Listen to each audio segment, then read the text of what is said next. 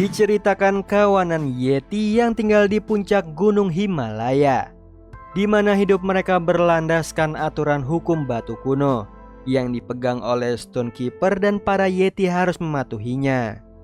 Seperti salah satu Yeti yang ditugaskan membunyikan gong di pagi hari sebagai alarm Yeti lainnya untuk bangun, yaitu tugas Migo nih bersama ayahnya.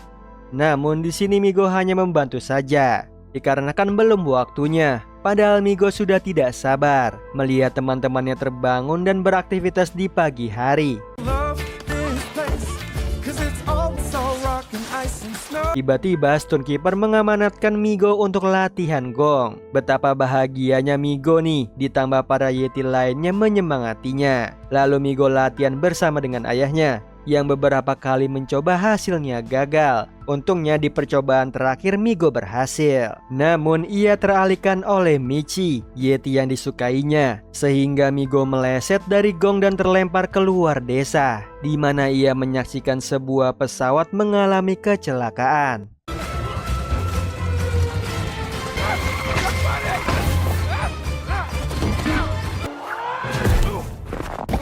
Lalu pilotnya keluar seketika Migo mendekatinya. Ia pun terkejut karena menemukan Smallfoot yang dianggap mitos oleh para Yeti. Tiba-tiba Smallfoot terbawa angin. Meskipun begitu, Migo kembali ke desa untuk menunjukkan ke Yeti lainnya. Yang sialnya belum sampai ke sana terjadi retakan salju, mengakibatkan pesawatnya jatuh sehingga Migo tidak memiliki bukti apapun. Namun di situ ia tetap meyakinkan kawanannya bisa jadi Smallfoot masih ada, yang membuat para Yeti ketakutan. Tidak lama Stonekeeper datang nih dan membantah pernyataan Migo. Apalagi di batu tidak membahas tentang Smallfoot, sehingga terjadi perdebatan nih.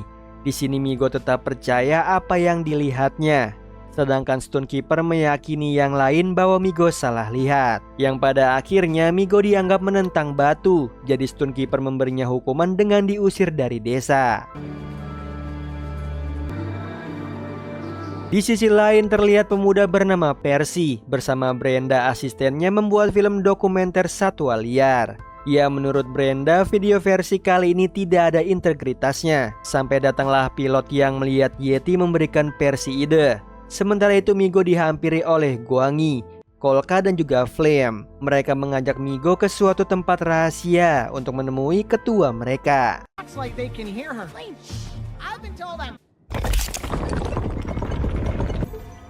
Yaitu Michi. Ternyata Migo dibawa ke markas KPS atau kelompok pencari Smallfoot, yang membuat Migo heran. Padahal Michi putrinya Stonekeeper. Alasannya Stonekeeper tidak suka hal yang baru, ditambah selama ini Michi dan lainnya sudah mencari bukti adanya Smallfoot, seperti menemukan sepatu. Migo yang melihatnya jadi teringat Smallfoot tadi jatuh ke bawah, yang membuat Michi menyadari nih kalau di balik awan ada suatu tempat dan mereka harus ke sana mencari bukti, di mana tempat itu disebut kehampaan. Jadi Migo tidak mau ikut. Walaupun begitu Michi meyakinkan Migo nih dengan menunjukkan hal indah yang belum diketahuinya.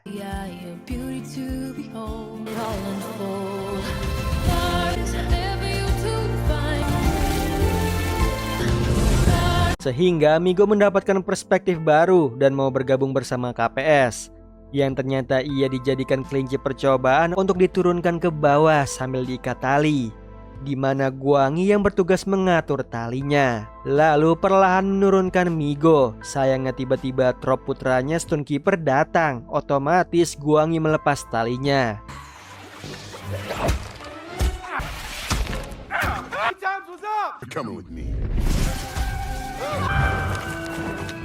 Yang membuat Migo jatuh ke tanah. Lalu ia pun takjub nih melihat pemandangan yang ada di depannya. Tiba-tiba Migo melihat kambing yang membawanya ke tempat pesawat di awal. Di sini Migo yang penasaran mengeceknya, yang ternyata pesawatnya masih aktif.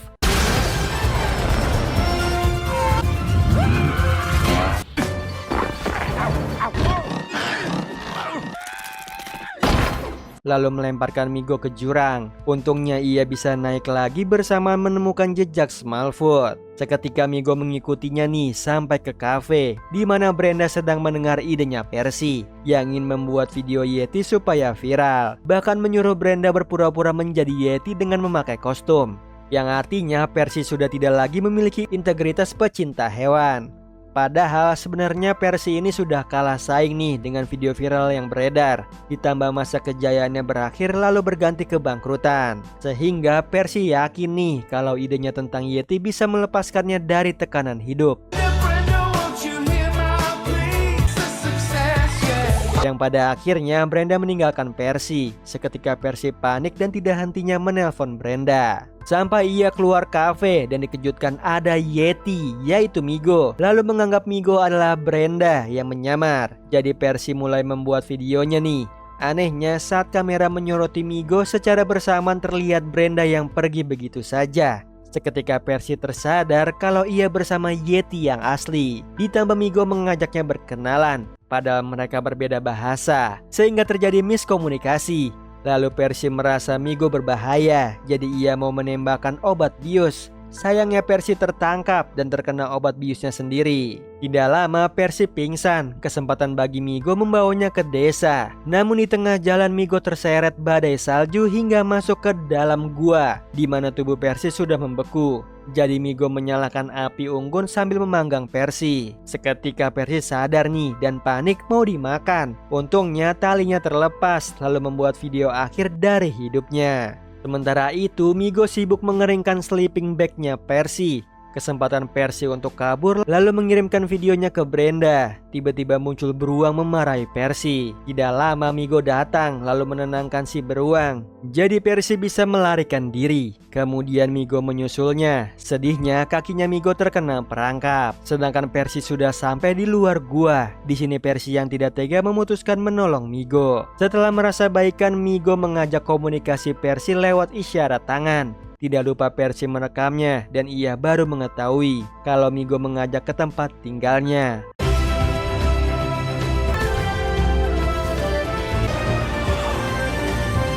Di mana sudah waktunya ayahnya Migo membangunkan para Yeti. Namun karena Migo tidak ada, ayahnya ini meleset dari gong. Ditambah helm untuk membunyikannya pecah. Di sisi lain, Michi memaksa Guangi menurunkannya ke bawah. Karena ia khawatir Migo belum juga kembali. Padahal dari kejauhan Migo datang nih sambil memanggil Michi dan lainnya. Lalu mereka bersama-sama menghampiri Migo. Kemudian Migo menunjukkan sosok Smallfoot nih, yaitu Percy, yang membuat Michi dan lainnya bahagia. Karena berkat Migo, misi mereka berhasil mendapatkan bukti Smallfoot. Setelah itu Percy dibawa ke desa Yeti, di mana Percy terkejut melihat peradaban Yeti. Smallfoot! Living in caves. This is a complex world. Tiba-tiba Stonekeeper muncul. Dia ingin mengecek Percy di istananya. Namun para Yeti masih penasaran dengan Percy. Where is it from? Why is it pink? How did you get it here? Isn't it all so amazing?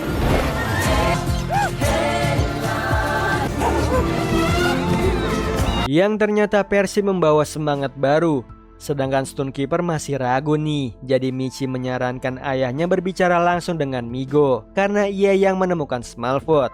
Yang saat ini Migo menghampiri ayahnya yang kebingungan, dikarenakan matahari tetap muncul nih, meskipun ayahnya tidak memukul gongnya. Yang menurut Migo ini pertanda bisa jadi apa yang ditulis batu keliru. Tiba-tiba Trop datang, lalu menyuruh Migo ke istana, di mana Stonekeeper memperlihatkan tempat rahasia di bawah tanah.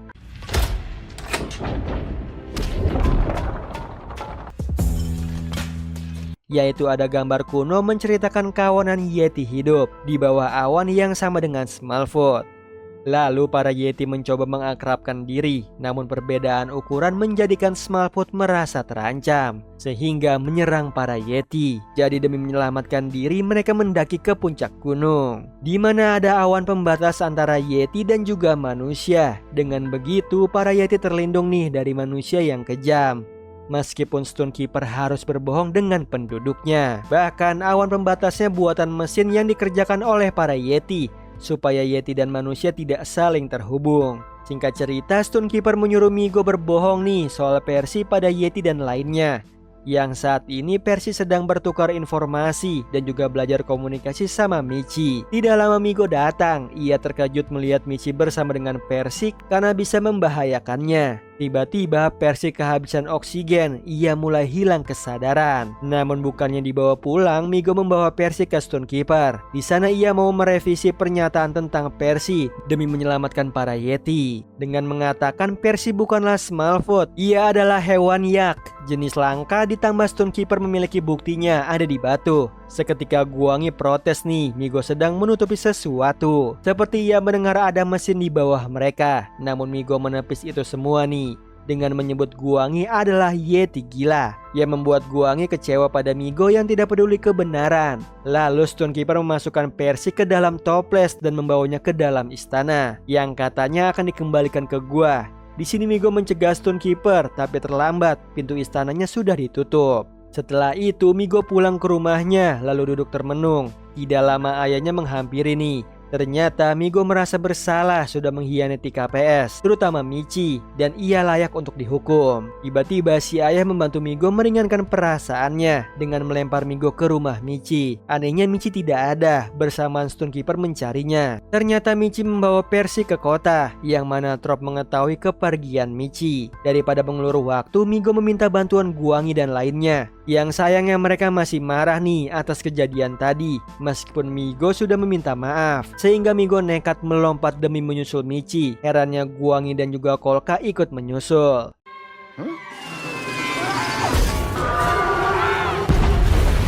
Lalu Migo dan lainnya mencari Michi yang saat ini menaruh Percy di tempat yang hangat. Tidak lama Percy terbangun, ia langsung mengejar Michi. Tiba-tiba Percy bertabrakan dengan Brenda yang membawa kabar baik nih, kalau video yang dikirim Percy sudah viral dimanapun. Bahkan acara TV Percy sebelumnya ini bisa selamat jika ia membawa Yeti yang asli. Di saat yang sama, Michi berkeliling kota. Dia amat senang melihat hal yang baru. Bahkan ia menyapa Smallfoot yang ada di sana.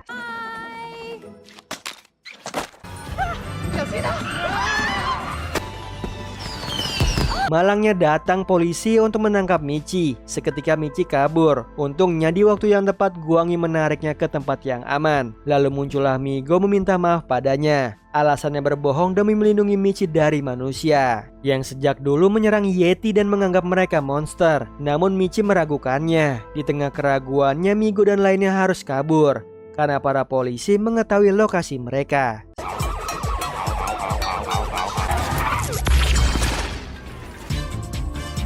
Get down here. Parahnya Migo dan lainnya terjebak di kaki gunung sambil dikejar helikopter. Syukurnya datanglah Stonekeeper menghancurkan helikopter tersebut. Tidak berapa lama datanglah polisi lain menembakkan obat bios. Di situ Migo menyuruh yang lainnya kabur, sedangkan ia menarik perhatian para polisi. Setelah Migo lolos dari mereka, datanglah Percy yang langsung menembakkan obat bius ke Migo, yang membuat Migo teriak kesakitan sehingga para polisi kembali dan mengepungnya. Ternyata Yeti itu bukanlah Migo, melainkan Percy yang menyamar sebagai bentuk pengalihan. Dengan begitu Migo yang asli selamat. Di akhir film, Migo menceritakan kebenaran tentang Smallfoot, yang intinya mereka ada dan saling mengira antara manusia dan juga Yeti sama-sama monster, padahal hanya perlu menjalin komunikasi. Sehingga awan pembatas dihentikan, lalu para Yeti turun gunung untuk menyapa Smallfoot.